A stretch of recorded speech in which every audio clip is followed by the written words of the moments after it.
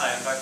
Schmidt, naturopath, and what I'm going to discuss is some of the testing that I can offer to help you fine-tune your wellness program. Many of you just don't quite understand why you're not at the level of health or the weight or other things that maybe you're concerned about.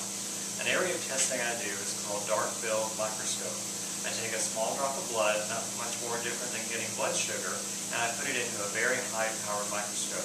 I'm able to see the quality of your red blood cells, your plasma, white blood cells, and various minute factors of blood chemistry are revealed visually to help me understand what you're dealing with and how to begin to work to improve your overall health. Another drop of blood is called dark field.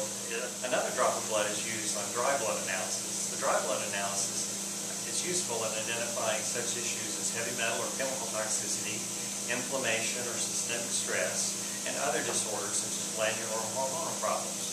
Also, fungus is an issue that we identify at a level in the dry blood analysis. Now, another area of testing deals with urine and saliva.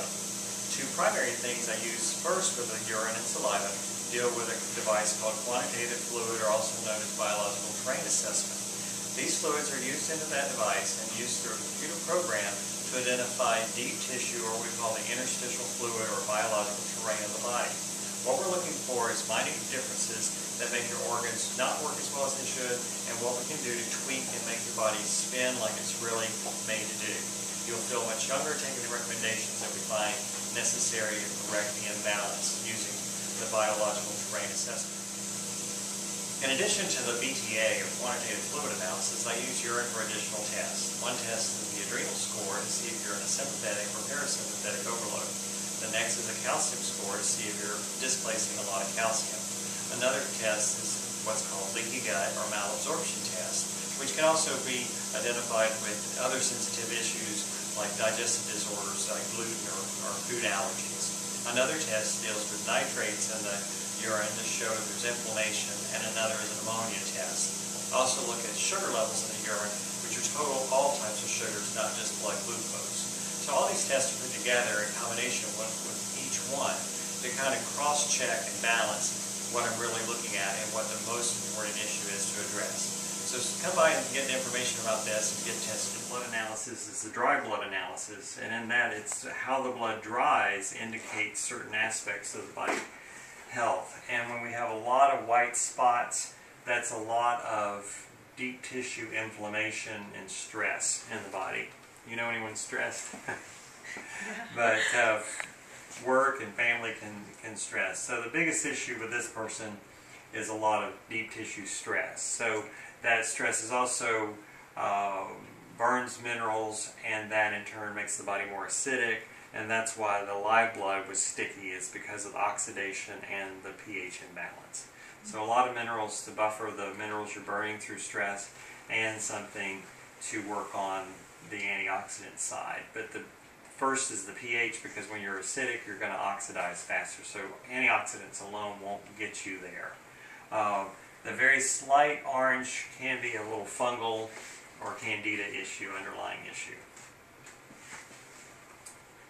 And the way it kind of has some rings, the lymphatics could be a little better, but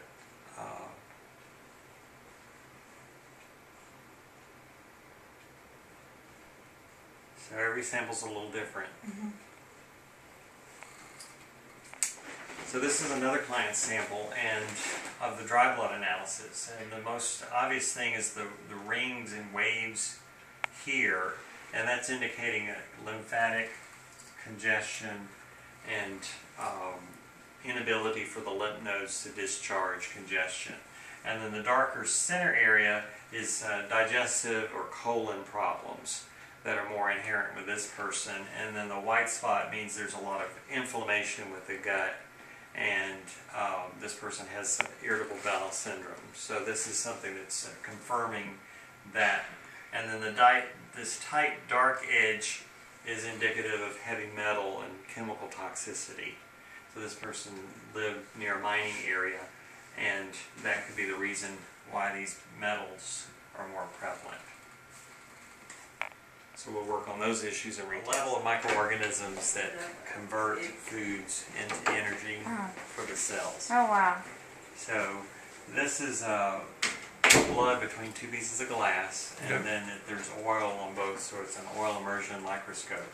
And the objective is to see the blood as clearly as it came out of the body and then into this high magnification. These are red blood cells, and which are sticking together. And there's several things that cause blood cells to stick together. One is you're not digesting oils well enough, and then those oils are in the blood.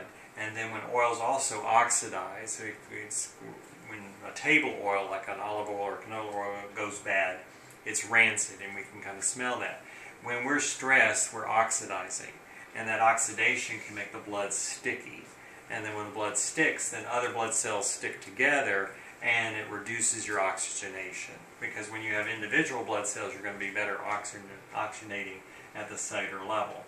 And then we look at the integrity of blood cells across the total sample. If there were many of them that were very odd shaped, there'd be even excessive oxidation or poor assimilation of the building materials necessary to make red blood cells.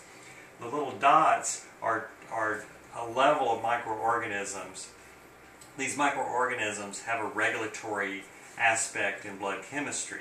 But when the pH ranges of blood chemistry are challenged at the high and low ends of pH, these microorganisms will mutate into degenerative microorganisms. And then they'll invade a red blood cell, and when they do, that's why the blood cell has a greater glow. See where there's no glow in this, and there's a very dominant glow in that. Red blood cell's concaved anyway, and it will pick up some light refraction, but when it has a definite twinkle to it, it's a challenge. This is a neutrophil, and a neutrophil's job is to kind of do housekeeping, to go through and clean up things and pick up things. It's got a good 3 to 4 nucleuses are common in a neutrophil, but it should be pushing and shoving and pushing and shoving. The brightness is a good indicator. It's basically like hydrogen peroxide is what it's generating, and it's doing that okay, but it's not as mobile, and the mineral zinc and other trace minerals enable that to function better. If we had excessive oval blood cells, that would be a glandular or hormonal challenge or imbalance. That's another neutrophil.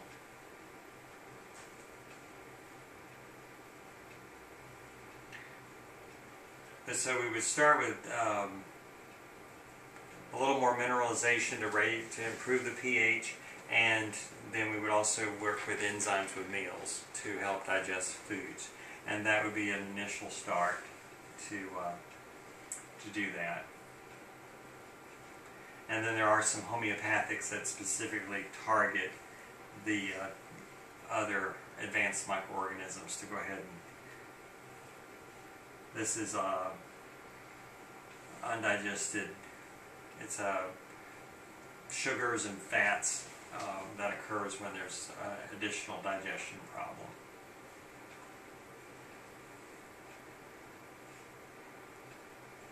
But it's all manageable. We're just trying to fine-tune and improve health at the best level.